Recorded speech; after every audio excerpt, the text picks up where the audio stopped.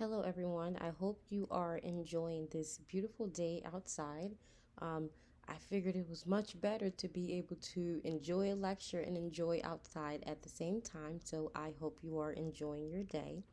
So today we're going to talk about alternative and adjunctive approaches to treating trauma. We're really going to hone in on DBT and hypnosis. So we're going to talk about intervention, state changes, and suggestion. So there are three reminders that I wanted to review before we move forward with the lecture. The first is that next week will be a Zoom class. So all you have to do is sign into Canvas and our class Zoom link will be right there. The week after that begins our workshop series.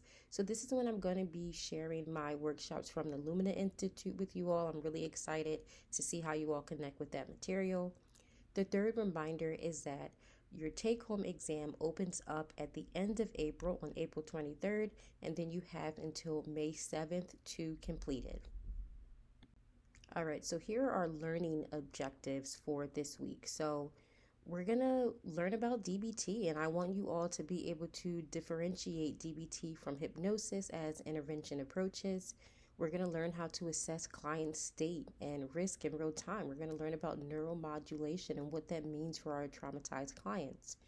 You're also going to be applying some DBT-informed and suggestion-based interventions and approaches, or mostly seeing how to apply those in session with clients. We're going to talk about attention and learning and how that shapes trauma responses, especially when we get into the hypnosis section. We're going to talk about integrating behavioral and state-based treatment strategies. And then last, identifying ethical considerations in these objective, adjunctive interventions. All right, so this next section is for you to test your learning. This section will also really help prepare you for the final take-home exam. The questions that you'll see on the Kahoot will be the same questions that you'll see on the take-home. So if you go ahead and click the link, it will take you to the Kahoot page, and you can basically work on this Kahoot as your own at your own pace. I have it assigned as a homework assignment, and you'll basically have until next week in order to complete the Kahoot.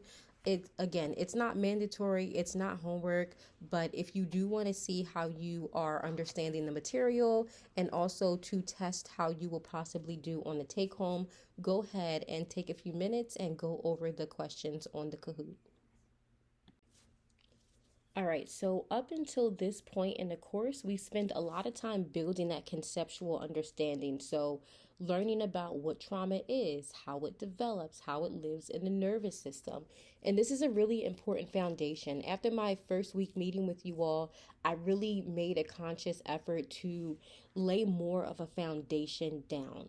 But today we're making that shift that you probably all have been waiting for. So we're moving away from do I understand what's happening to what do I actually do about it?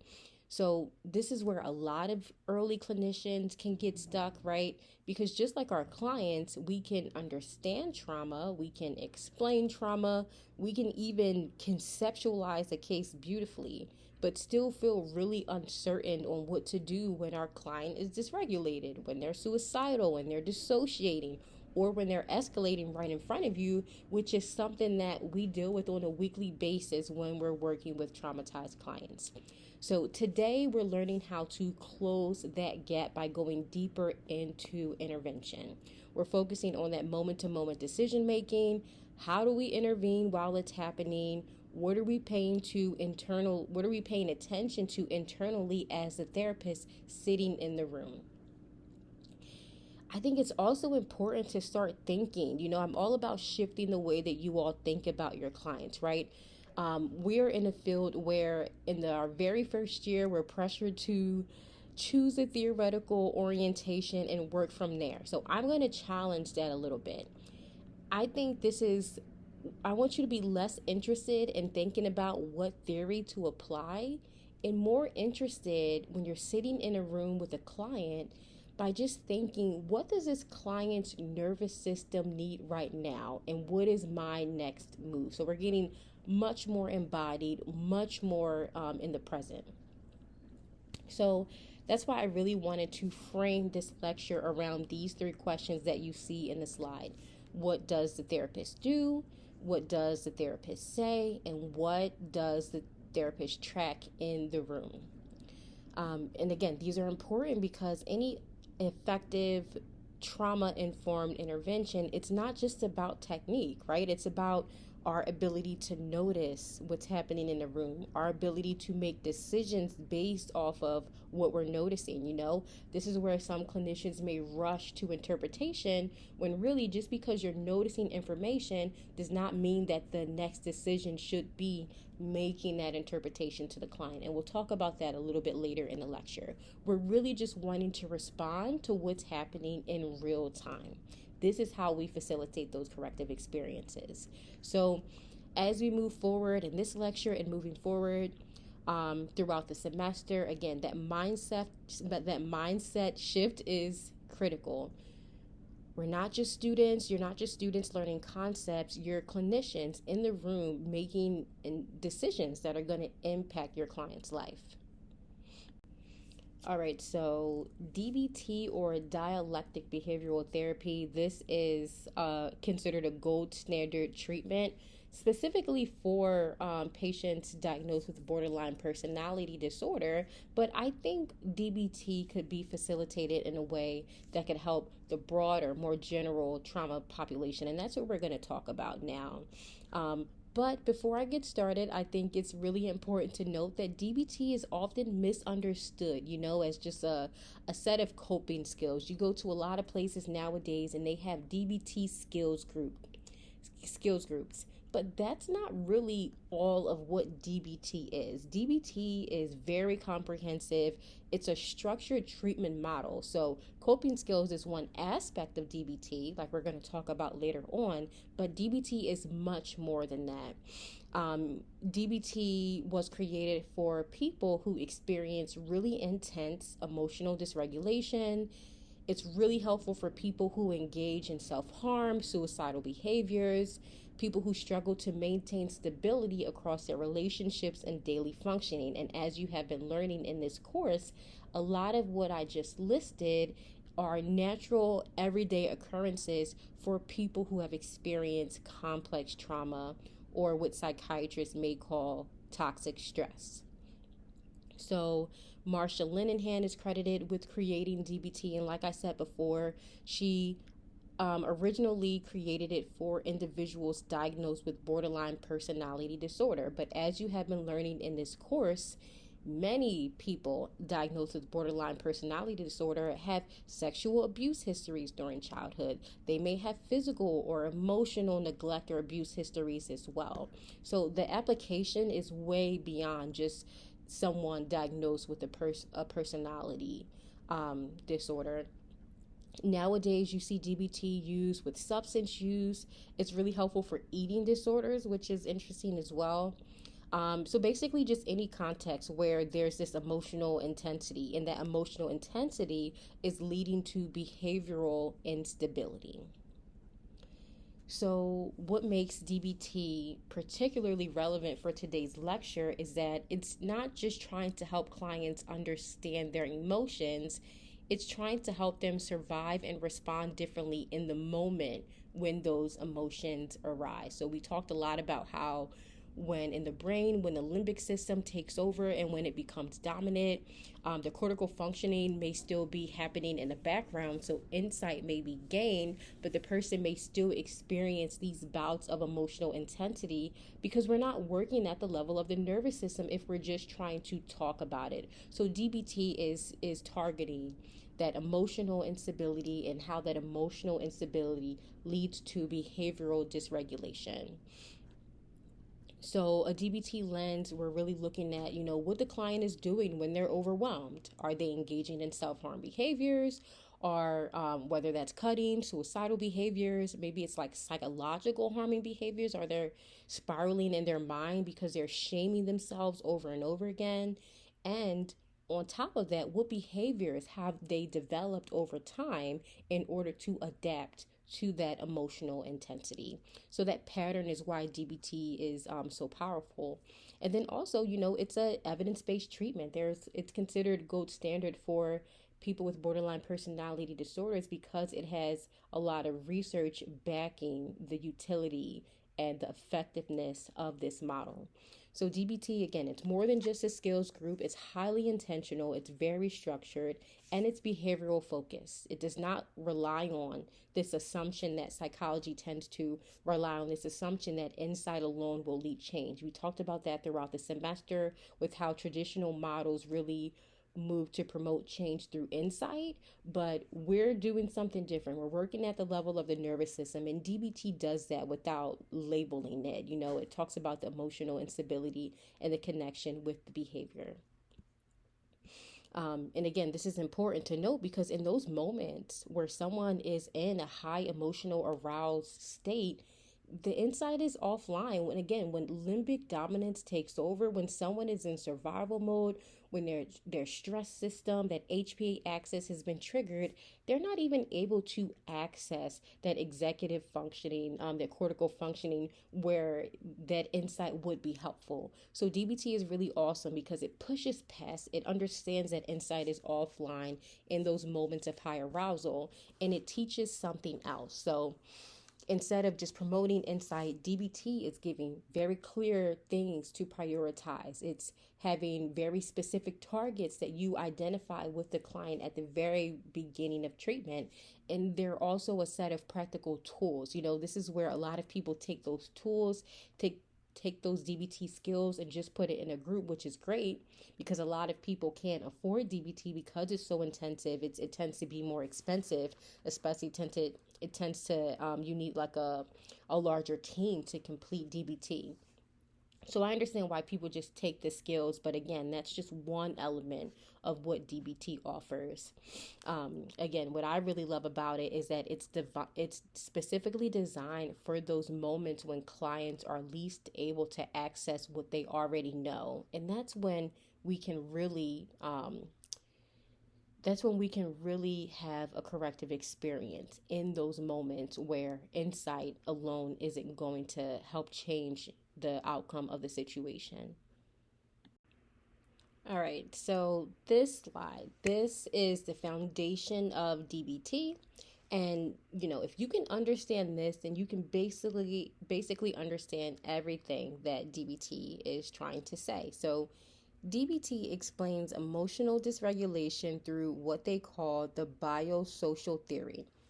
You already know this theory, even if you don't have words for it. It's basically just saying that emotion dysregulation is not random, that it develops through this interaction between a person's biology, and their environment.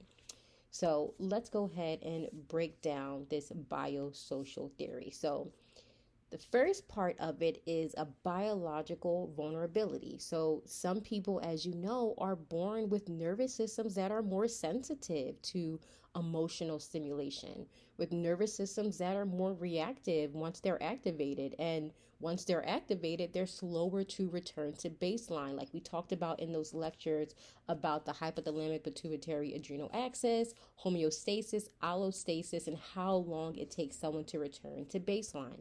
So some people are already primed with more sensitive nervous systems. So what does this look like in real life? In real life, this looks like people where emotions come quickly, they're felt very intensely, and they take longer to settle down. So again, that by itself, that's not pathology by itself. That's just temperament. That's a difference in temperament by itself. Just because someone has a sensitive nervous system does not mean that they're on a path. Think about multi and equifinality. That beginning vulnerability does not necessarily mean that they're going to develop borderline personality disorder. DBT is saying, hey, there's that biological piece, but then there's a second piece that's actually leading to the distress we see in people with borderline personality disorder, or I think a better way of saying this, people with complex trauma histories. So the second piece is the invalidating environment, and that's the social piece that this theory is talking about. So an invalidating environment is basically one where emotions are dismissed, the individual is punished, or maybe their emotional expression is ignored, or maybe the person is told directly or indirectly that their feelings, their emotional expression is wrong, that it's too much, or that it doesn't make sense at all. So now imagine those two concepts interacting over time: a highly sensitive nervous system and an environment that does not know how to respond to that sensitivity. So, what ends up developing is a person who's confused about their internal experience. They continue to have difficulty regulating their emotions because they've never been properly co regulated or attuned with. And eventually, they start to rely on extreme behaviors to cope. We talked about the development of maladaptive coping, which in itself is it's a nervous system protective response to help that person survive the environment that they're being raised in. So, this is where it's also important to pause, because a lot of people with these diagnoses their behaviors tend to be seen as attention seeking. But again, I want to shift that mindset, because when we say it's attention seeking, we're looking at the behavioral expression and blaming that person for the behavioral expression, when in reality, the behavioral expression is connected to someone trying to cope with that emotional, their internal experience, or just again the dysregulation that's happening in their nervous system. So it's not attention seeking, it's regulation seeking. So again, self-harm, impulsivity, emotional intensity or outburst, those are all just ways that someone has learned to reduce intensity. It's ways that they may have learned how to communicate their distress, especially if they're in an invalidating environment where they're told that they're being dramatic or that they're feeling too much. And then it also is a way for them to regain some kind of sense of control. A lot of times when we see self-harm in this population, it's maybe to buffer that emotional intensity, but also to gain some kind of sense of control over themselves and their environment. So when we are approaching clients from this DBT perspective, again, we're not asking, why are you doing this? Why are you harming yourself? We're asking, given your nervous system and your environment, what else may work in this situation? Like maybe it was really adaptive for them to engage in some kind of self-harming behavior when they were in an invalidated environment. But now that they're an adult, or now maybe that they're an emerging adult, what can we do differently? What can we now build to help a different neural pathway form, to help a new corrective experience, to shape the behaviors in a way where it's not maladaptive and hurting the person? So let's go ahead and talk about that in the next slide. All right, so now that we understand how dysregulation develops, I now want to go over how DBT thinks about this dysregulation and how DBT proposes to work with this. The core principle of this modality is this idea of a dialectic. So dialectic basically means that two things that seem opposite can both be true at the same time. And this in itself is beautiful, because we see a lot of, say, black and white thinking, a lot of polar opposite thinkings, where someone who has a complex trauma history may believe that certain people are all bad, or that the world is all bad, and there's no kind of in between. So DBT challenges that. It's saying that, hey, there can be two extremes, things that seem opposite, and both can be true at the same time. And the central dialectic in DBT is acceptance and change, as you see in this slide. So on one hand, we're communicating to clients, hey, you're doing the best you can, and this is not something that we're just saying to be kind when we're telling them we're doing that, they're doing the best that they can. It's grounding. It's helping to ground them in this idea of the biosocial model. So we may give psychoeducation and say something like, given your biology, the environment you're in, or the environment you were raised in, and your learning history, it makes sense that you're responding the way you are. Again, we're validating where they are currently. But then we're doing something else simultaneously. We're pushing them towards change. So we may say something like, at the same time, you need to learn to do something different. The way that you're currently coping with your emotional intensity is harmful to you and the people around you. So, again, we're pushing towards change. And this is where DBT is really unique, because a lot of approaches may lean heavily towards one dialectic. Some may lean too much towards acceptance, and if you lean too much towards acceptance, nothing's going to change if we're just validating everything. Sometimes that can feel almost like we're enabling harmful behaviors in our clients when we're moving too much towards acceptance. But we also don't want to push for change too much, right? Because that can leave our clients feeling blamed and misunderstood, which can be more harmful, especially for clients raised in these invalidating environments where they likely already blame themselves for the issues in their life. So DBT is great because it refuses to choose a side. It holds both things simultaneously, pushing our clients towards accepting where they are, but then also pushing them towards change. So again, as you heard me speaking about when I went over acceptance, at the core of that is basically just validation. And when someone has been raised in an invalidating environment, validation may feel a little foreign, a little icky to them at first, but it's so needed. It's so necessary, because it's very difficult to push someone towards change when they believe that who they are, when they have a lot of shame about their experiences and who they are. Like we see in people with those complex trauma histories, where that internalized rage, it's pushed towards themselves, that blame, and it can become toxic shame for them, right? So validation is important. We say things like, that makes sense. Given what you've been through, I understand why this feels overwhelming. And that change is where the intervention is happening, right? So saying something like, and we still need to find a way for you to get through this without harming yourself. So that can be difficult, especially for beginning clinicians, to hold that juxtaposition of accepting, validating our clients while also pushing them towards change and using language that pushes them towards change, right? But the timing matters. You're not doing this too quickly, because if you move too quickly, the client feels invalidated. It's going to weaken the therapeutic alliance. But if you stay in validation for too long, the behavior is just going to perpetuate. So part of your clinical skill in DBT becomes tracking when to validate and when to shift towards change. And this is where being a co-regulated space in a therapeutic space is helpful. Being aware of what comes up for you internally, your countertransference, is helpful, because then that all becomes a tool that you can use to help your clients and be able to better track when to validate versus when to shift towards change.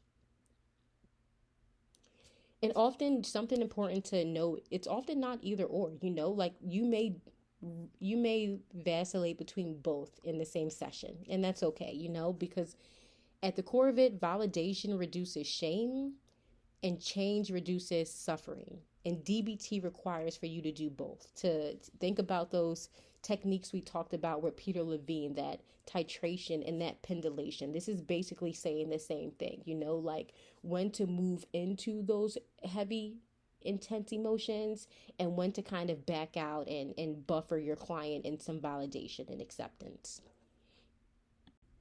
All right, so now that you have an understanding of the principles of DBT, now I want to kind of move into the structure of it.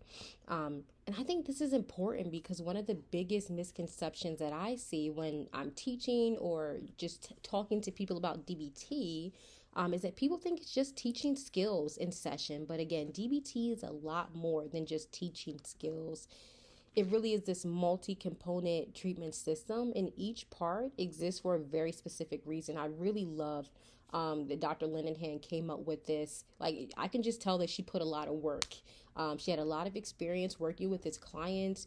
She looked at the field to identify the gaps and where clinicians were inadvertently causing harm, and she really did propose an amazing treatment. So this structure includes 4 core components: individual therapy, skills training group, which is very popular, phone coaching, which I love, and we're going to spend an entire section talking about, and then the consultation team. So if you think about it, this is why DBT tends to be very expensive. I didn't really talk about this, but maybe now is a good time to say, like DBT often isn't accessible to many populations. I don't mean to sound too much like I'm critiquing people who just do the DBT skills groups, because a lot of the times a lot of places can just afford to do the DBT skills group because they may not have the money and resources to do an entire course of DBT with the population. Because again, this is a treatment that when done as it's written tends to be very expensive. Something else to note before we go on, like these are not, I tried to make this slide, every component look interconnected, because this is a very coordinated, interconnected system, and it's designed to support that behavior change across different contexts like we talked about. All right, so let's go into individual therapy. This is what you all may be more familiar with. This is where you're tracking target behaviors, you're identifying target behaviors at the very beginning of treatment, you're conducting chain analyses, applying strategies to reduce high risk behavior. So there's a section where you learn how to prioritize the behaviors, the riskiness of the behaviors, and how to target them. So this is that anchor. When you're doing DBT, you should be doing individual therapy each week. Again, with DBT, the client and the clinician are meeting multiple times a week, and this is why it tends to be more expensive. Now, the second thing that the client should be doing each week with DBT is a skills training group. So this is not just like that process-oriented therapy. That process-oriented therapy is saved for individual therapy. This group skills training is more of a structured kind of learning. This is where the client's being taught how to regulate, how to tolerate the stress, and how to navigate relationships. This is often done and very powerful in a group setting because it eliminates that feeling of isolation. A lot of people experience complex trauma. Again, there tends to be that element of internalized blame and shame where they feel as though they're responsible for the current situation in their life and for things that may have happened in their past that have harmed them and led to where they are in their life. So when you have a group of these people together and they're hearing each other's story and they're learning the skills together, there's like a sense of community that can be so very powerful in our traumatized clients. Phone coaching, again, we're going to go deeper into this later, but this is a high level. A lot of places may not have the capacity to even develop phone coaching, but this is where DBT is very unique, right? Because clients don't fall apart in session, they fall apart in their actual lives, like 11:30 p.m. after an argument with their spouse, or on a Tuesday at 5 p.m. after, they're driving home and they get into an accident. This is where our clients really struggle, and DBT understands that, and it creates space for that. And that's what phone coaching is. It's the ability for the client to be able to reach out to their clinician outside of session to get some separate coaching to help them tolerate, regulate the distress that they're experiencing. But again, we're going to go into that in more detail later. The fourth component is this consultation team. Again, it's often overlooked, just like the phone coaching. You usually see individual therapy and skills group, but not a lot of places have the resources or capacity to accommodate phone coaching and a consultation team. Like a lot of our clients who are good candidates for DBT may also have a psychiatrist. They may also have a social worker. So a component of DBT is bringing all of these siloed systems together so that they can all communicate and have a more holistic understanding of the client's distress and help them navigate it. So that's the point of the consultation team. It's really to support the therapist, to maintain adherence to the model, and to prevent burnout, because we know that it can be intense working with people with complex trauma because the level of dysregulation of their nervous system, because they may have a lack of support, because of those behaviors that have developed to protect them from what they are experiencing. So the consultation team is almost a way for the clinician to have space to debrief and really have a way to process how they're experiencing the client so that it doesn't lead to burnout. Dr. Linehan says that she developed this component because, there's a lot of stigma in our field working with people with borderline personality disorder, or again, just people with complex trauma histories in general, because they may have this hot and cold way of interacting with people, because they may have intensity in their affect and their relationships. So we don't want that to be overbearing for the therapist and for that to get in the way of the healing that can happen. So that's what the consultation team is about. Trying to see if there's anything else I wanted to go over. But yeah, DBT is great. It doesn't just rely on that 1 hour a week to create change. It's like it builds an entire system around the client in their life. But again, this is why this intervention tends to be very expensive and, as written, not really accessible to everyone. All right, so now we're getting into the part of DBT that most people are familiar with, that some of you may have run DBT skills groups. You may have been at a place where they offered, especially a lot of inpatient settings, offer a DBT skills group. But again, these are not coping strategies. These are targeted interventions for specific breakdowns in functioning. So as DBT is written, the skills group is individually tailored to the client. Again, we may not always have the ability to do that, but the skills group should be targeted. It just should not be every clients learning a whole bunch of DBT skills, a whole bunch of coping skills. Coping skills are best when they're paired directly with distress. So DBT organizes skills in 4 modules, and each one is going to address the needs differently. There's mindfulness, distress tolerance, emotion regulation, and interpersonal effectiveness. So mindfulness, again, this is very third wave CBT like, and this is the foundation. A mindfulness is about observing internal experience without immediately reacting to it, which helps someone move into acceptance. So clinically, what this does is it creates that space between the stimulus and the response. Dr.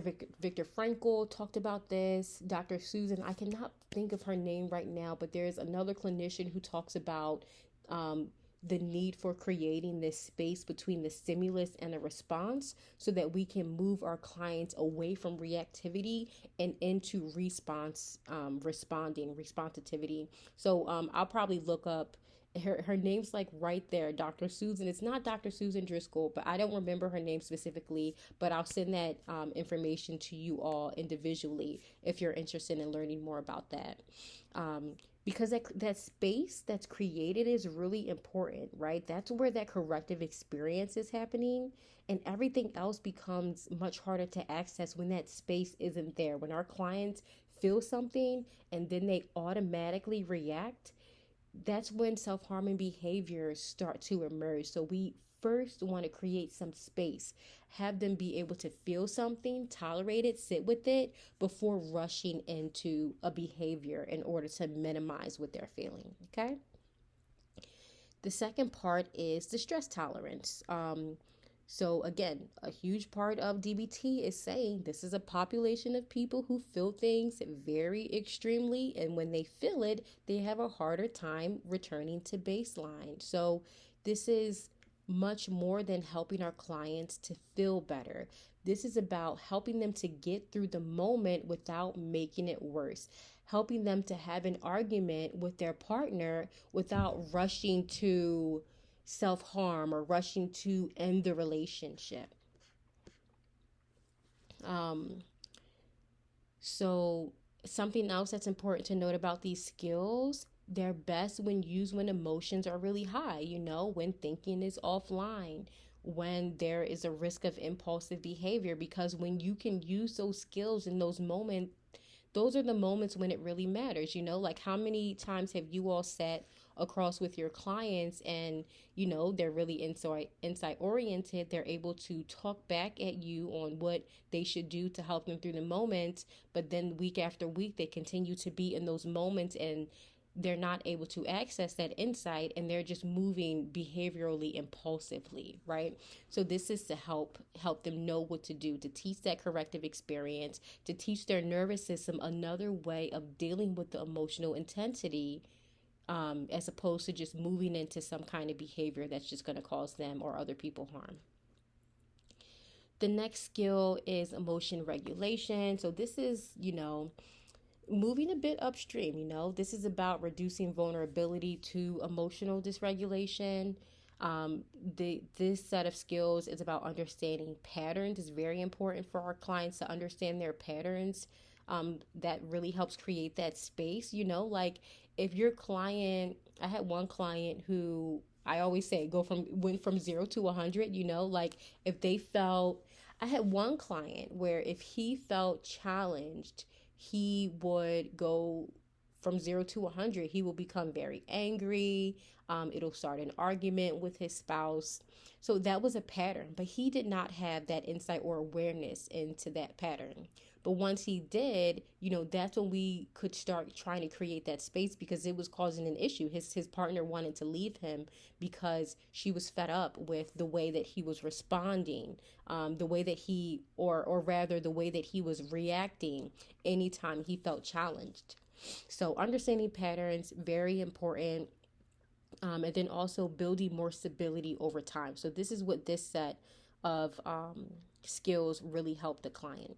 Because instead of just like reacting to crises or moments of feeling challenged, we're helping them to prevent it from escalating in the first place. Like what eventually happened with this client is he started to notice, okay, like she's questioning what time I'm coming home. I'm feeling challenged, even though she really just wants to know so that she can, we know what we're doing for dinner. So he was able to have like that thought process. So instead of it escalating into him yelling or an argument, he was able to eventually get to the place where he was able to feel his body, feel his heart racing, feel that he was becoming emotionally dysregulated, use those emotion regulation skills, and even, talking to himself a little bit and understanding that, he may be feeling challenged, but that may not be in alignment with the reality of the situation. The last part is interpersonal effectiveness. And this is basically addressing the instability in relationships that we often see in people with complex trauma histories. So conflict, boundaries, and communication. Because again, for many of our clients, relationships are one of the biggest sources of their dysregulation. And also just something important to note, like I said before, these skills are not just abstract concepts. They're behavioral tools that are directly tied to survival states. So good DBT is specifically catered to a person's patterns and their level of dysregulation. All right, so as we move into the case example on the next slide, I want you all to start thinking, like which skill is needed here? What is the client not able to do in the moment, and what would help bridge that gap? Because that's thinking like a DBT clinician. All right, so before we move into the clip, I want again for you just to focus on shifting how you're thinking about this situation. You're not watching this as an audience or even as someone diagnosing someone. I feel like a lot of the times with this population, clinicians can get caught up on diagnosing as opposed to sitting with someone, their level of dysregulation, and helping them to figure out how to move forward, right? So you're watching this as trauma-informed clinicians in the room. So instead of thinking, what diagnosis does she have? What's her backstory? I want you to focus on what's happening in that moment right now. What do you think is happening in her nervous system, and how is that manifesting in her behavior? And I think this is important because I think students often feel as though they need more information in order to work with clients. But in reality, we don't always get a full history. We don't always have full insight or clean narratives into what's happening with our clients, but we do have how they present behaviorally in the moment, their tone, their intensity, any shifts we're feeling in the room. That's how we practice as embodied clinicians, right?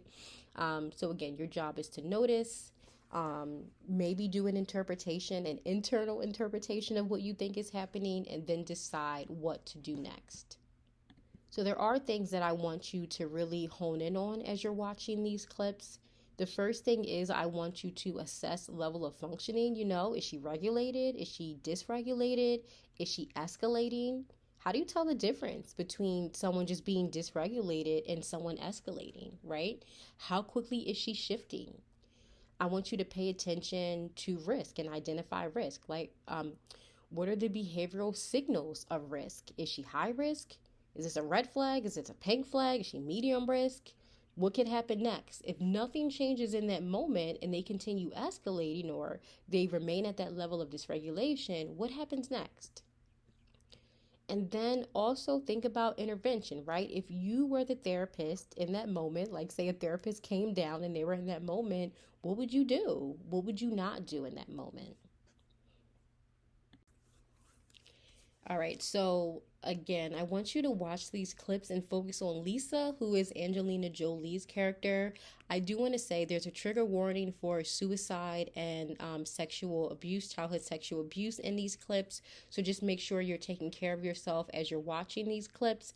But again, many of our clients who come in with borderline personality disorder also have very intense sexual abuse histories that they may not feel comfortable talking about. So that's why I think it's important to watch this video. Even though this is a piece of media, it really shines light on what we experience in our day-to-day as clinicians working with people with complex trauma histories. So you can go ahead and click on these links. They're about 3 to 4 minutes each. And then you're going to go ahead and do your consultation and your analyses as we spoke about on the previous slide. All right, so in class, we're going to have a discussion, but since we are asynchronous today, I want you maybe just to jot down some notes about your assessment of their level of functioning, their level of risk and intervention, but then also what was it like to watch these, were you able to pay attention to your heart racing? Were you able to pay attention to whether your mind drifted back to something in your subjective reality or experience?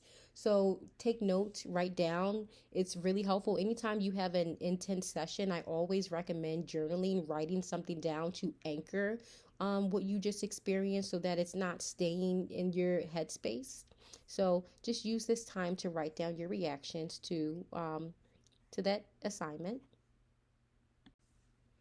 All right, so next we're moving into one of my favorite parts of DBT and one of the most controversial parts of DBT, which is phone coaching. So this part of DBT was developed because Marsha Linehan understood that our clients don't fall apart in session. They fall apart 11:30 on a Tuesday after an argument with their parents or their spouse, like I said before, right? So this is DBT's answer to that reality that a lot of the times the distress that our clients bring in, it's not happening in the room. It may be being enacted in the room, but it's happening outside of session. It's also important to note that in DBT, phone coaching is not an add-on. It's actually embedded in the treatment according to Linehan. But again, a lot of places, because of lack of resources, can't commit to do this phone coaching. But it is supposed to be a natural part of DBT. What I really like about phone coaching is because it's not relying on memory or insight. Like sometimes our clients are relaying information to us, but they may not have insight into how their patterns or behaviors may have impacted the situation. But in phone coaching, it's giving us this in vivo experience of our clients' distress. And honestly, when I did phone coaching, it really did give me a newer understanding and a stronger relationship with my clients. What I also like about phone coaching is the goal is for clients to reach out before engaging in high risk behaviors. Again, many of them may have sensitive nervous systems, maybe intergenerational trauma and dysregulation is playing a role in the sensitivity of their nervous system, but they may not have ever had that space in between the stimulus and response. So they were always reactive and they were always impulsive, and they don't know how to feel something without automatically acting out on their behaviors. But when they learn, I'm feeling something intense and I can call, the clinician, that kind of creates some space. Again, phone coaching, you don't want to keep them in that space for too long. Again, DBT walks that dialectic of behavior acceptance, but then also behavioral change. So that's what I really like about it. Now, what phone coaching is, it's brief, it's skills focused, and it's oriented toward behavioral change in that moment. It's not an additional therapy session. Phone coaching should not be your client calling you at 11 p.m. and you talking on the phone for an hour. That's not phone coaching. In phone coaching, Linehan, if you want to look at her 2015 publication on it, she's basically saying that this part of DBT exists to generalize skills outside of session to help our clients in their highest moments of distress, right? And like I said before, it's important to know what phone coaching is not. We're going to go over a few scripts later, but I first want to talk about what phone coaching is not. It's not ongoing therapy. You should not be on the phone for an hour. You shouldn't even be on the phone for 30 minutes with your client. This is not a place to process their emotions. If they're telling you about their intense emotions, phone coaching is not validating and understand. Well, it's validating, but you're not processing the emotions with them. You're helping them to locate a skill. It's very targeted. And it's also open-ended support as well. So instead of the therapist guiding the client through the entire experience, they're really using targeted questions, like what skill can you use right now to make this situation not worsen, right?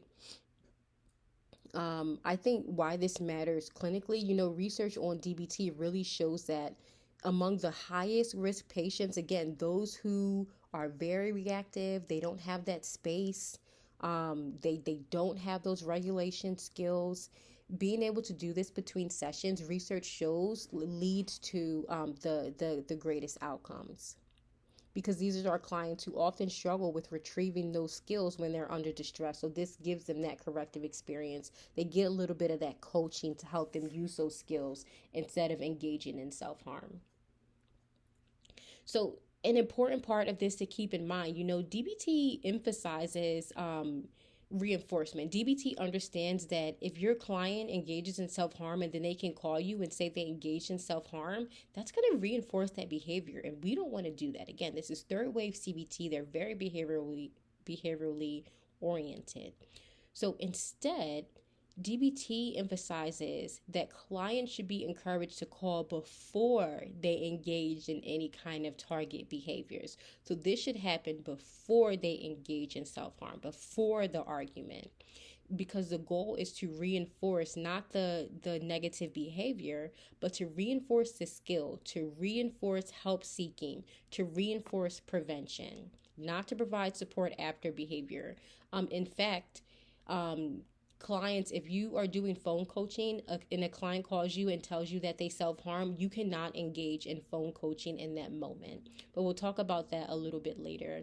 But essentially your job is not to explore the entire situation. Your job is not to process the emotion. That's for individual therapy. Your job with phone coaching is to assess risk and safety, identify the target behavior, and then coach on a specific skill that they can take action on. All right, so we basically talked about most of this on the other slide, so I won't spend too much time on it. But again, DBT phone coaching is not open access. It's structured.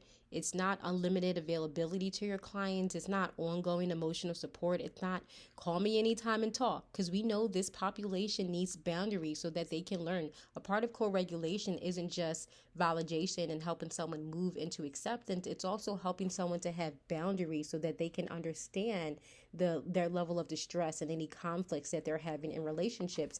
In order to understand that, they need to have boundaries. So we need to model boundaries for them as well. So something to keep in mind, something that I like to keep in mind when I'm doing phone coaching is like this little sequence. You start with safety, validation, target, skill, and commitment. It's not an official DBT acronym, but it basically just reflects how coaching is typically structured, especially with new clinicians, so that you don't feel as though you're making yourself overly available to your clients. When I engaged in this, when I was in internship, when I did DBT phone coaching, some will call me at like 1 o'clock in the morning, and it was difficult at first. Like if someone's calling you at 1 o'clock in the morning and are like, "Hey, I'm getting ready to kill myself," like it can be very activating to you as well, which is why it's really important. And also to prevent burnout, compassion fatigue from our nervous systems being overly activated. That's why it's really important to have that consultation team, but it's also really important to make sure that you are engaging in boundaries. And this is how you engage in proper boundaries, so that you're not only promoting safety in your client, but that you're promoting safety and regulation in yourself. So the first part is safety. Assess, is your client in immediate danger? Like, do they have a weapon to harm them in their hands right now? Do we need to escalate this to emergency support? This is basically in alignment with the DBT treatment hierarchy. We first make sure we prioritize those life-threatening behaviors, because sometimes they don't call because they're about to engage in self-harm. Sometimes it's like, hey, I'm about to break up with my boyfriend because he's late, and I want to leave him before he leaves me, or something like that. You also want to focus on validation, right? Again, validation doesn't go out the window because they're calling you 1 o'clock in the morning. You still want to validate, but just make it brief, like for the example I just gave with someone calling because they want to break up with their boyfriend, say something like, what, that makes sense. I'm glad you called, but you keep that validation brief and make sure it's intentional. And then also the target, right? You want to identify the target. That's a main component of DBT. What is the behavior you're trying to prevent right now? Are you trying to prevent them from self-harming? Are you trying to prevent them from prematurely ending a relationship? You don't need the whole story. You don't need to know everything about the relationship. You just need to identify the next risk behavior. And this is also helping them, not to escalate in a moment. And then also you want to look at the skill. The phone coaching is skills focused, right? So you may say something like, what is one skill you can use right now? You're helping them to narrow the focus, because in moments of high distress, like we know, too many options can just lead to this kind of paralysis where you're not making any options. You're not taking any action at all. So you want to give them something that they can do next.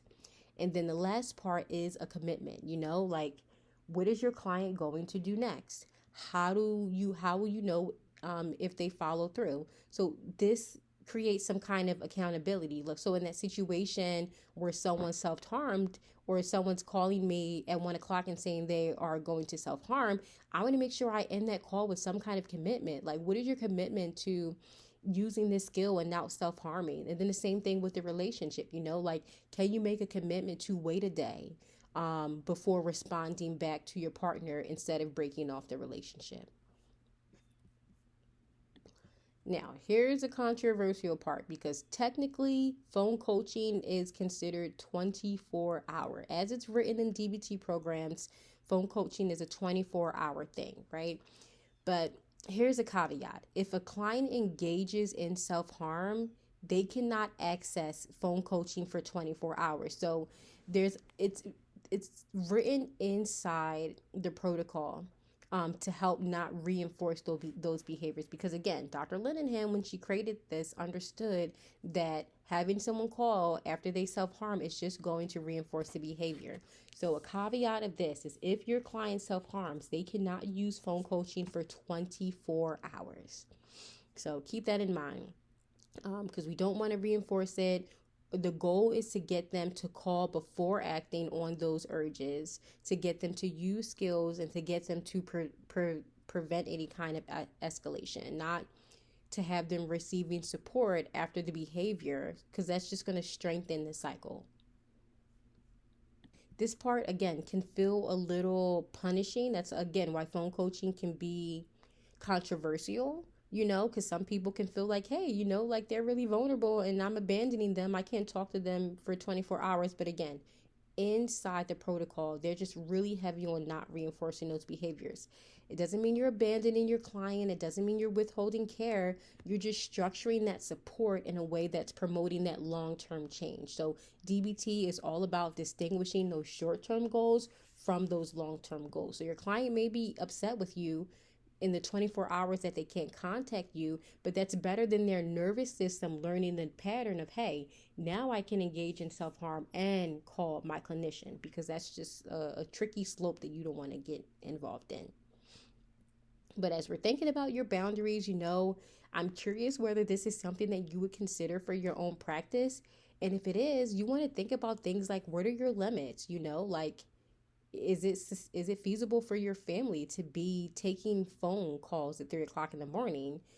Is that sustainable for you? What setting are you working in right now? Because that's going to set the stage for, who you're working with. If you're working with a population and you have like 20 DBT cases and 20 people who can call you 24 hours, yeah, that starts to get really overwhelming for the clinician.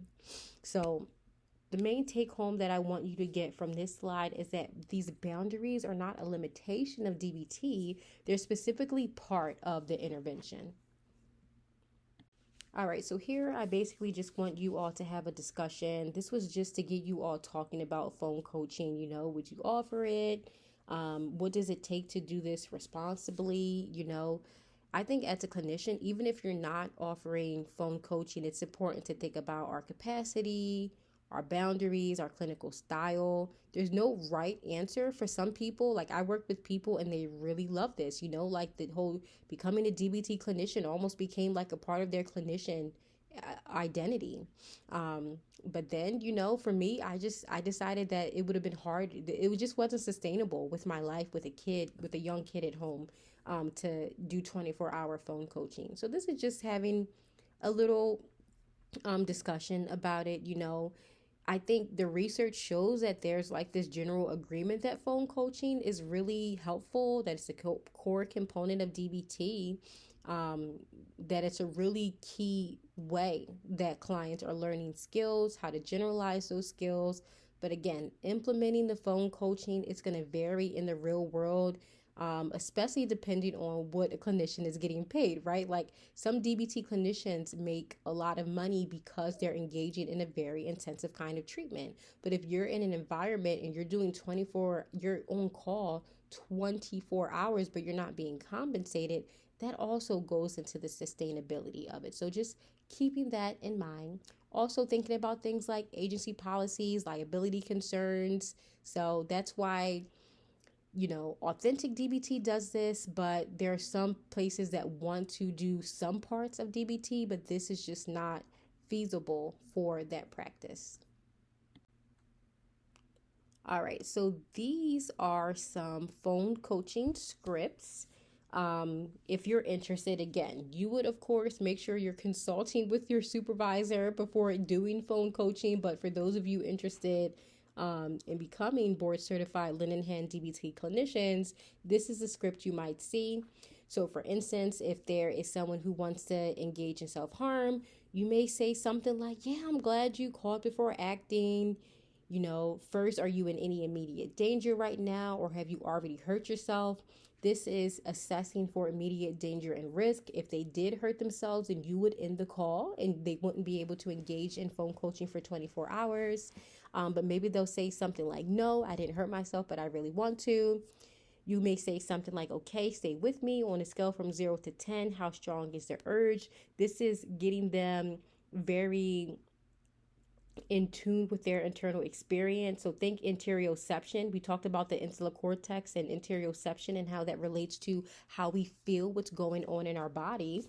And, a lot of our complex traumatized people are dissociated, so they may not have an experience of that. So gauging from 0 to 10 is getting them to understand their body. It's bringing the insular cortex online and developing that interoception skill.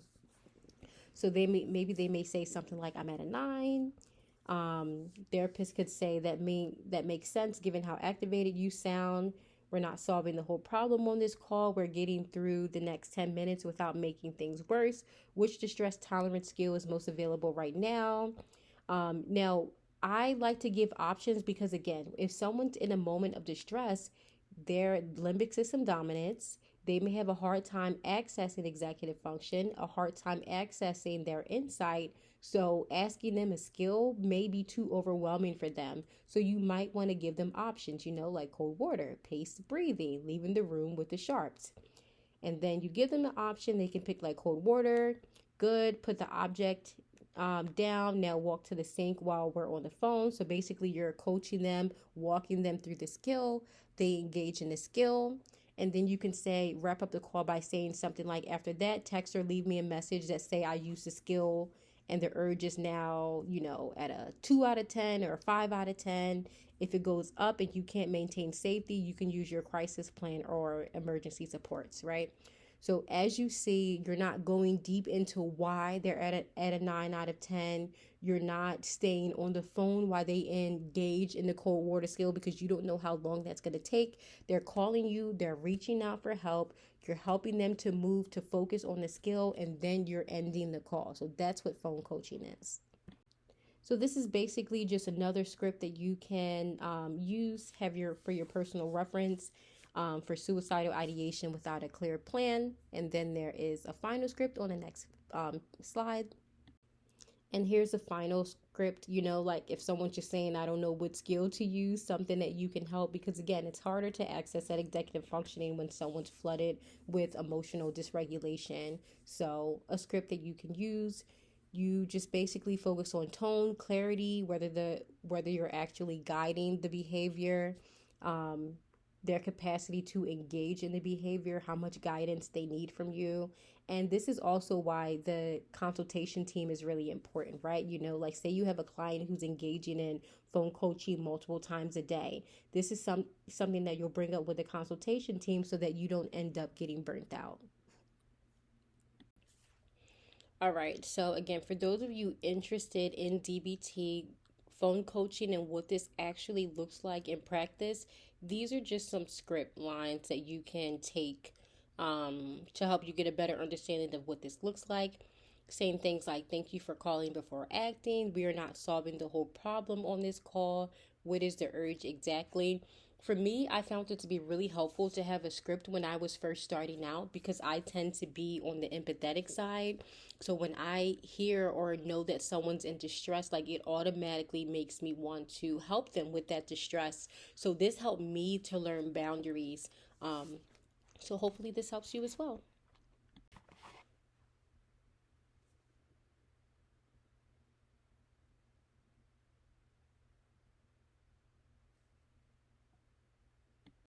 All right, so next we're going to talk about one of my favorite topics, which is hypnosis. So hypnosis is not something, it's not as mysterious as it sounds, right? There's controversy surrounding it because of what happened in like the 80s, around the mid 80s, where there were clinicians being sued because they were using hypnosis, and then their clients were accusing their parents of abuse and stuff like that. So look up that information if you're interested. But hypnosis has advanced in the 50 years since that has happened. And I think there's a lot of utility in it, right? So when we're talking about hypnosis, we're talking about a natural state the brain can enter under the right conditions. And people enter hypnotic states a lot more often than they may know, right? So we're shifting away from what we learned about in DBT. And now we're going to move towards another way of understanding the traumatized brain. Because it's interesting, right? DBT is structured, it's behavioral, it's directive. Hypnosis can almost seem like the opposite, Hypnosis works through attention, through state change, through suggestion. So before we go any further, I do want to talk more about like what hypnosis is by definition. So hypnosis by definition is focused attention. Attention is so focused that there's heightened suggestibility that happens, right? In an altered state of awareness. That can sound very nebulous, but again, it happens a lot more than people may know. It's not as dramatic as it sounds. It's also not so rare or unusual. It's the state of your brain. Everyone's brain is capable of entering a hypnotic state. So what's interesting is you've experienced versions of hypnosis when, say, you're driving and you don't remember the last few miles you were driving. That's you being in a hypnotic state. When you're deeply absorbed in a movie, and you kind of lose track of time, that's you being in a hypnotic state. Um, when you're really focused, so focused that everything else fades out, like that's entering that hypnotic state. And what's interesting is when we're in that hypnotic state, we're highly suggestible. That's when learning can happen very, very quickly. So again, it's just this idea of narrowed attention plus reduced awareness of your external environment, and that's when the suggestibility can happen. Okay, before we go more into hypnosis, let's talk about what hypnosis is not. Hypnosis is not mind control. Clients are still able to have awareness. They're not being controlled, they're not being overridden. It's not unconsciousness, they're not asleep, they're not unaware, and it's not losing control. Like, these are things we want to be careful with when working with traumatized populations. We don't want to control their minds. We don't want to put them in this unconscious state. We don't want to make them feel like they're losing even more control. If anything, clients are more engaged directly in their internal experience when hypnosis is done the way that it is intended to be done in trauma therapy. So instead of thinking about hypnosis as something being done to a client, kind of shift your thinking. It's just a state that the client enters that we help guide and shape, where we can help guide and shape their experiences. So, what I think is really important about this is because it connects directly to trauma, because trauma often involves intense focus on situations, hypervigilance, high emotional arousal, depending on what's happening, and then very powerful learning, right? So, when we use hypnosis clinically, we're working with that same mechanism that shaped the client's experience, but now we're using it under conditions of safety and control. Peter Levine does visualization. He talks about this in terms of visualization, but honestly, I think he's just talking about hypnosis. Like, he does guided visual. Anytime someone's talking about guided visualizations or guided meditations with their client, they're essentially talking about putting their clients in this hypnotic state of relaxation so that they can confront their traumas or dysregulating things from their past. All right, now you often hear me say that our field tends to be one where we have a lot of different names for the same phenomenon, which can be confusing. So I want to give a neuroscience explanation of hypnosis, and that's neuromodulation. Um, you hear me talk about neuromodulation. I love talking about neuromodulation. Neuromodulation is basically changing the way the brain is functioning in real time.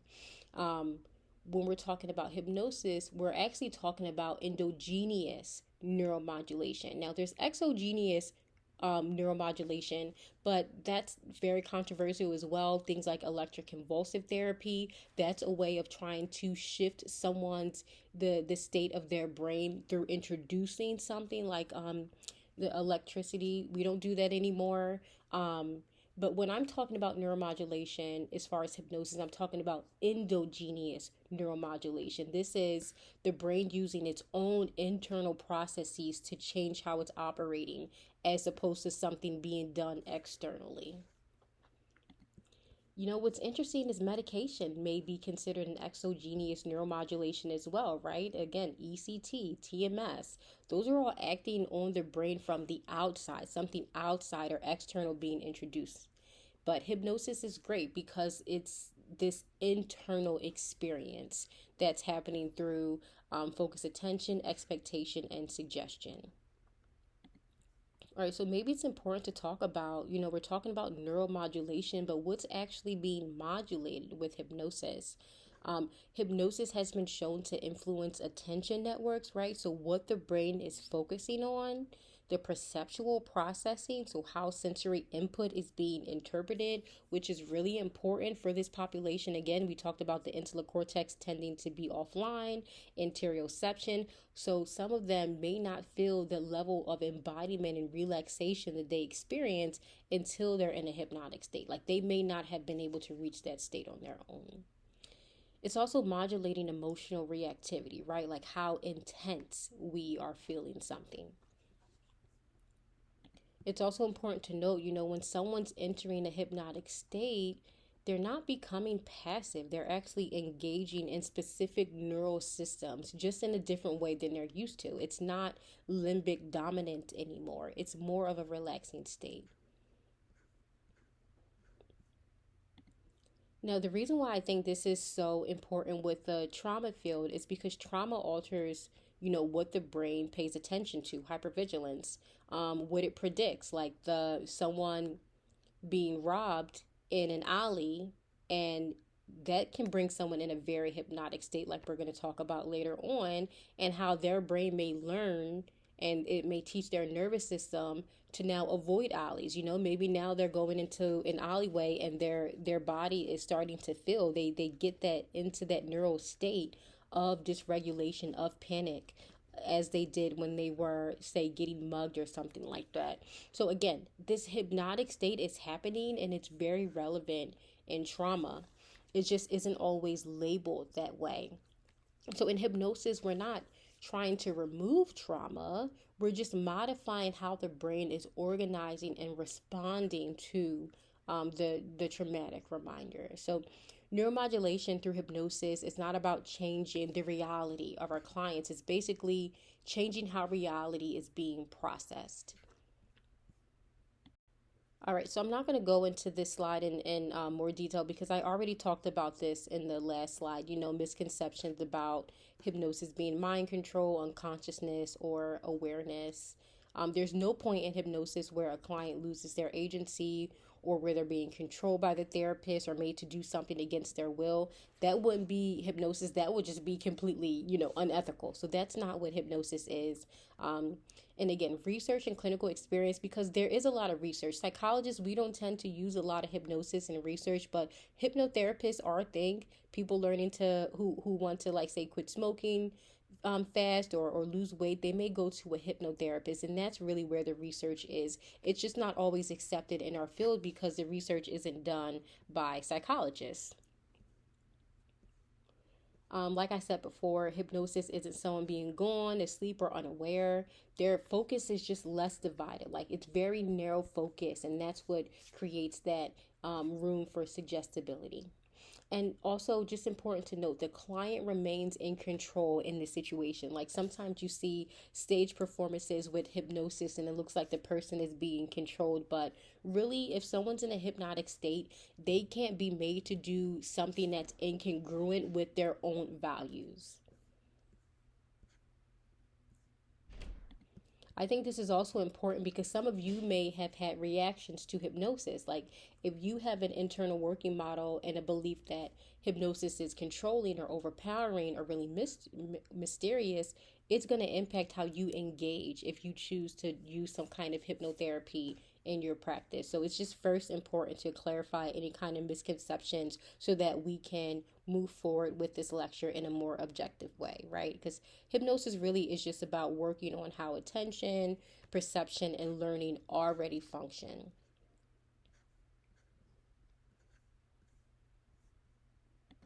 All right, so now that we've grounded what hypnosis is and what it isn't, some of the misconceptions, I want to look at something that's equally important, which is how learning actually happens in the brain. Like, what do I mean when I say being in a hypnotic state means that learning can happen very quickly, and how suggestion is going to play a role in that? All right, so now we're going to talk about suggestion and learning.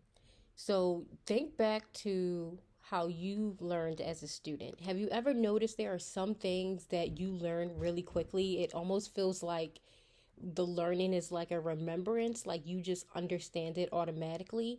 And then there may be some things that you have to, like, pull yourself to understand, repeat it over and over again, and it doesn't seem to land.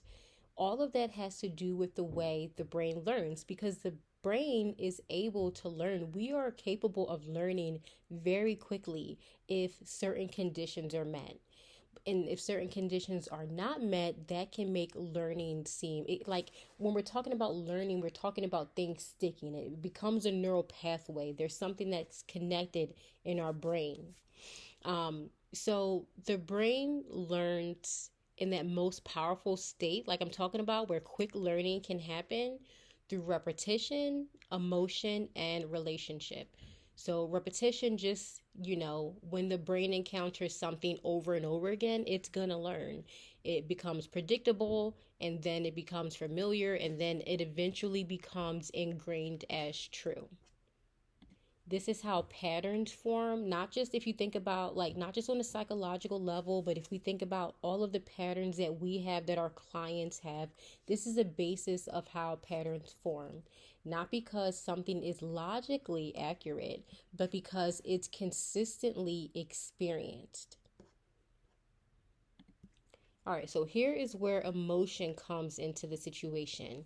Emotion acts as an amplifier. So when there is stronger, intense emotion connected to an experience, that's how learning can happen rapidly as well. So the more emotionally intense an experience is, the more attention is focused during that moment, the stronger it's going to become encoded in your brain. So high emotional states like fear, shame, pain, they create very powerful learning conditions. All right, so the next way that learning can happen very quickly, very intensely, is through relationship. Because learning is not just an internal experience, it's relational. We're individuals, but then we're connected with each other as well. So learning happens internally and relationally. So what we're told in relationship, what we're shown, how we're made to feel by others, especially in those early intense relationships, that becomes our internal working model. That becomes part of how we understand ourselves, part of how we understand other people, and part of how we understand the world. So again, think internal working model. Now, when we put these three things together, repetition, emotion, and relationship, we get something important. Deeply embedded beliefs that feel automatic and unquestioned, right? So that's what I mean by learning. Those conditions create these deeply embedded beliefs that feel automatic and unquestioned. And this is where suggestion becomes important and where it comes in. Because when we're thinking about suggestion, especially when it comes to hypnosis, it's not just telling someone something, it's the way that meaning is shaped through the experience. So every time someone experiences, I'm not safe, I'm too much, we talked about in DBT, like people being raised, highly sensitive nervous systems being raised in invalidating environments, when they're constantly told that I deserved what happened to me, under those conditions where there was high emotion, repeated exposure, and relational impact, that's where suggestion comes in.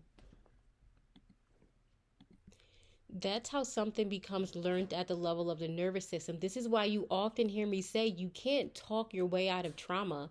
You can't just have promote insight in a client by talking with them and expect them to get better, because the learning that happened, the trauma is not just embedded in their psyche. It's not just a psychological thing.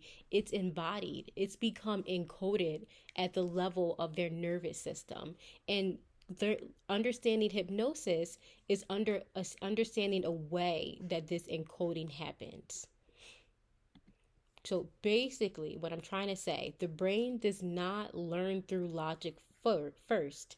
It learns through experience, through repetition, and through emotional intensity. And can be a mindset shift, because many of us are taught that learning is logical, it's psychological. And here I'm telling you, well, actually, learning happens through our experiences, the repetition of our experiences, and the emotional intensity of the situation.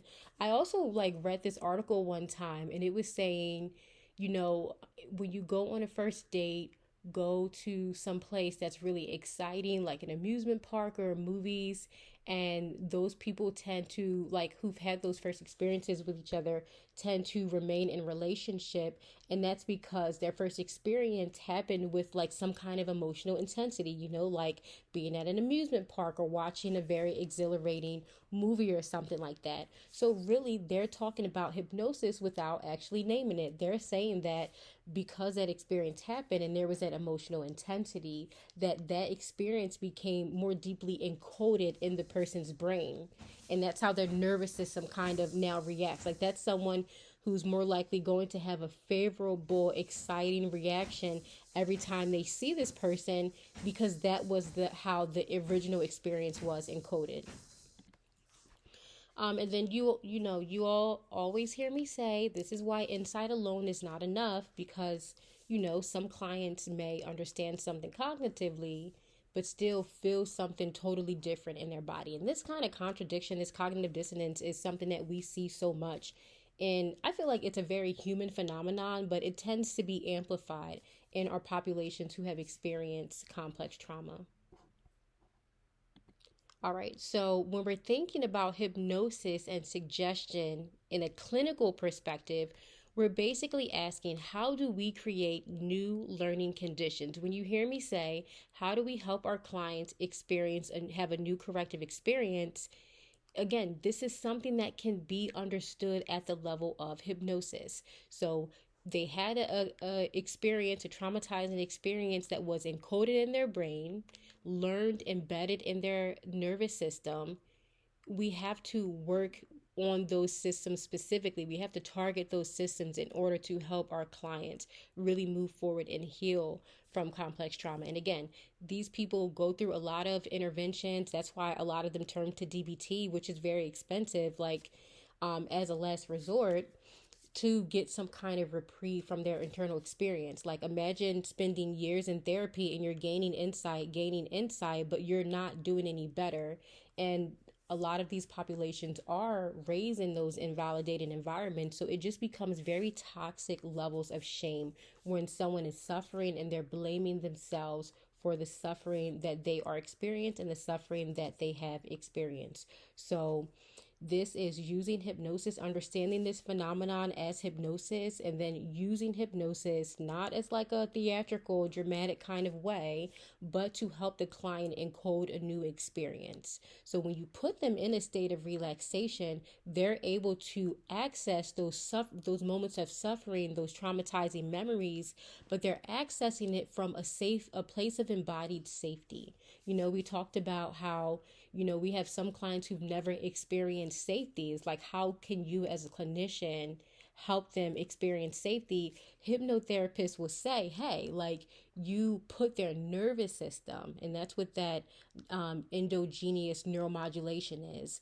You help their nervous system get into this state of safety, and then from that state, you help them encode a new corrective experience. So if they grew up thinking, I'm not safe, I'm a burden, they go into that state. You put them in a state of relaxation and they find safety.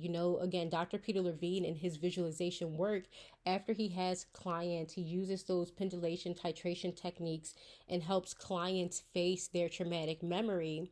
They always encode a new memory. It's not just enough. We're not erasing traumatic memories here. That's not effective. The key is to re-encode, teach a new experience, encode a new experience, encode an experience of safety and someone feeling of value and worth, for the example that I just gave. Oh, something else to note is that the corrective experience needs to be as strong as um, the the previously encoded experience. And that makes sense, right? Like, if someone was in a very intense car accident, we do these in vivo exposures to help them, say, get in the car again. But the key would be to help them, like, the intensity that they felt when they were in that car accident. You want to get them into a state where they can match that intensity and have a better experience. and learn a new experience so that their nervous system, again, that insight is great, but so that their nervous system finds relief. Because a lot of these clients, they may have chronic like heart palpitations or migraines, or like they can develop GI issues. Dr. Gabor Mate researches this population a lot, and he was a psychiatrist. So I think he started noticing patterns in his clients who had certain types of cancers and like different things that they've experienced in their life. So we know the research shows that this can lead to illness in so many different areas of your life, so it's so much more than getting someone to understand what happened, and it's actually, understanding the ripple effect that it had on their entire system, their entire nervous system, and helping to bring them back into regulation. So again, the key take home from this slide is, if we know that learning can happen in moments of repetition, emotion, and relationship, then what happens when trauma, like in case of this population, when those moments of learning are happening during traumatizing experiences? All right, so now we get to bring this directly into trauma. So again, if the brain learns through repetition, emotion, and relationship, then trauma is going to create one of the most intense learning environments. I think this is really important to understand when we think about how our clients make meaning of the situation.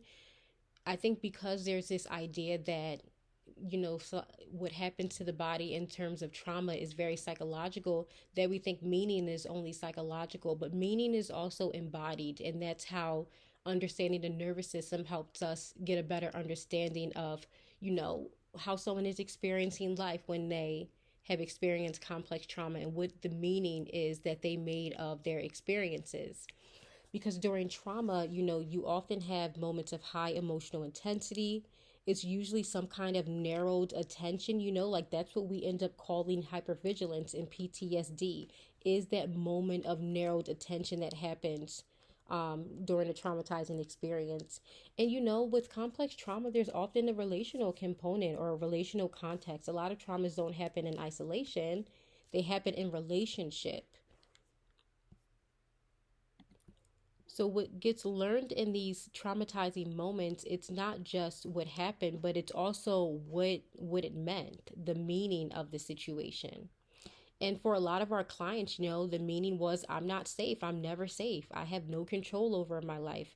Like if you ever met someone who's had a really like external locus of control kind of mindset, where they believe that everything in their life is happening because of some kind of external situation, a lot of the times these are complex trauma survivors who have learned that they have no control over their life, because they're stuck in those moments where they learned that.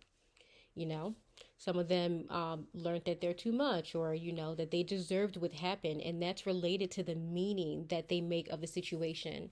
So sometimes we work on promoting insight, but clients don't get better because the insight may be counterintuitive to the meaning that they feel, what they really feel in the situation. Again, there's lots of toxic shame that can develop in these clients, where they now believe that they're responsible for their suffering, and that anger becomes directed toward them. And that just creates a lot of internal suffering, which can create manifests as a lot of physical illness and physical distress. But this also relates to learning, because this becomes, automatic expectations that the nervous system is going to carry forward. So that person who was robbed in an alleyway, and now they can't go to an alleyway without having extreme heart palpitations or a panic attack, their nervous system in those few moments, their nervous system learned that they're not safe in that environment. So no matter how much they go to similar environments, they're going to feel that at the level of their nervous system. So this is embodied learning that we're talking about, and how it relates to hypnosis.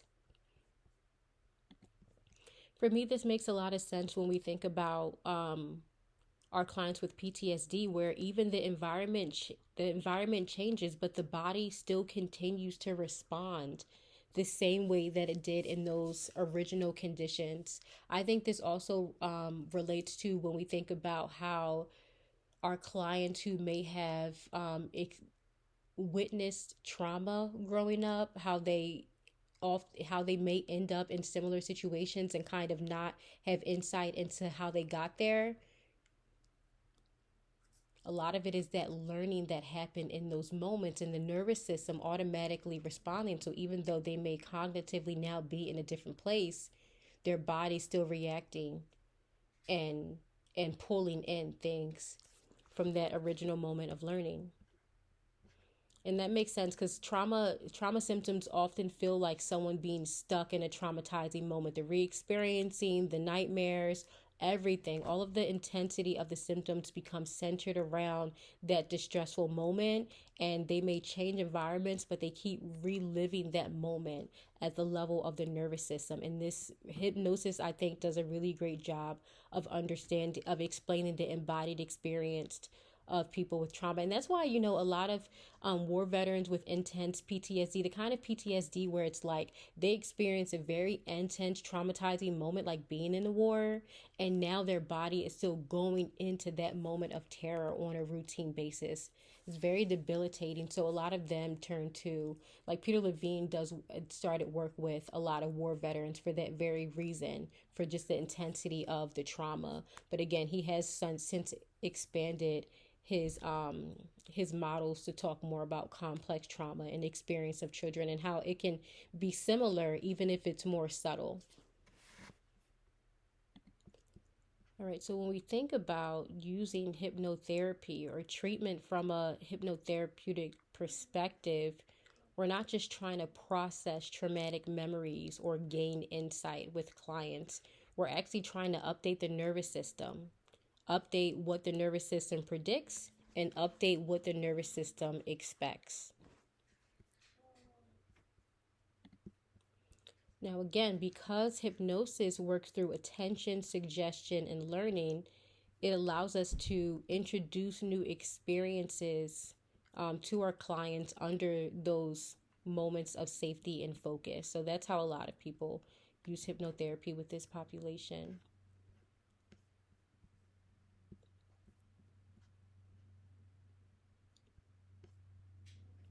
But I do think it's important to note that trauma is so much more complex than just suggestion. Like, even hypnotherapists still meet clients where they're going to struggle. Like it's not a magic pill that's going to just completely change things. I think progress is a lot quicker than you see in traditional therapy. Like therapy you see in the field of psychology, hypnotherapists can work quicker. But it's not something that just goes away. For some people, I've seen hypnotherapy worked really, really quickly. But I think there are nuances. It's just important to note that there are, of course, nuances to it. All right, so as we wrap up this lecture, a good clinical reframe is just that if trauma involves these powerful moments, these intense moments of learning under conditions of that narrow focus and emotion, then what hypnotherapy can offer is a way to work directly with those same learning mechanisms that work directly with the nervous system. Hypnotherapy can talk directly with the nervous system. But it's doing it under conditions of safety, control, and intention. So again, I think it's a wonderful tool. I've seen it really help people struggling with very intense trauma. So you can think of hypnosis as repatterning learning. But when we're saying repatterning learning, I'm not saying it's erasing trauma or replacing it with something artificial. We're basically just saying we're helping the nervous system update what it learned, like I mentioned in the previous slide. I also think it's important to note that the patterns are not chosen. I think a lot of times these clients can often feel shame because like there's this personal blame about their experiences, but the patterns that we have in our lives are not ones that we choose. They're learned responses that have become automatic. So the goal of hypnosis is not necessarily to argue with those beliefs or to gain insight into them. It's to create new experiences that the nervous system can register.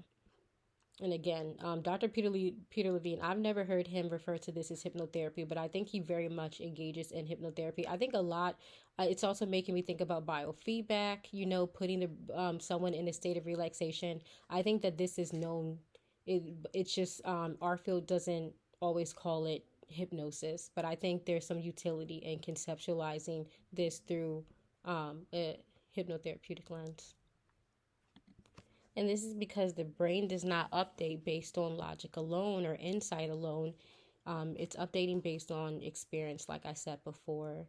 So in hypnosis, it's basically working to create that focused attention, reduce that distraction, and increase receptivity so that the client can start with having those new experiences, even small ones, even the small ones can start to compete with and eventually reshape those old patterns that the client has learned. All right, so what I have here, we were going to watch a video of Mark Terrell with Uncommon Knowledge. For those of you who like podcasts, or if you just want to learn more about hypnotherapy, he is an amazing hypnotherapist and he offers classes to people around the world. So if you're interested, you can look more into his work. But I do have a video that I want you to watch at the class where he's talking about hypnotherapy. So just go ahead and click the link.